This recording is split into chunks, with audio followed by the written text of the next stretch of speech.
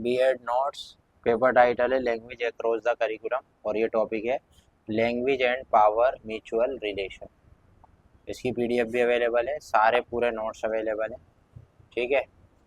और जामिया से कर रहा हूँ, ड्यू से कर रहा हूँ, कहीं से भी अगर ये टॉपिक आता है तो अलीगढ़ से कर रहा हूँ तो आपको ये इजीली हमारे चैनल पे मिल जाएगा।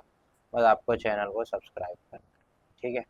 पहले ये है, फिर उसके बाद दूसरा जो है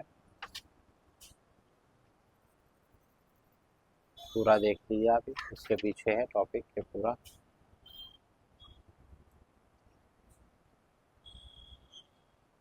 ठीक है, तो आप इसे देख सकते हैं।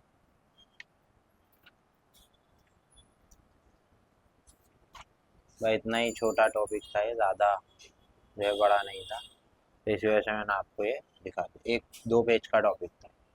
Thank you for watching.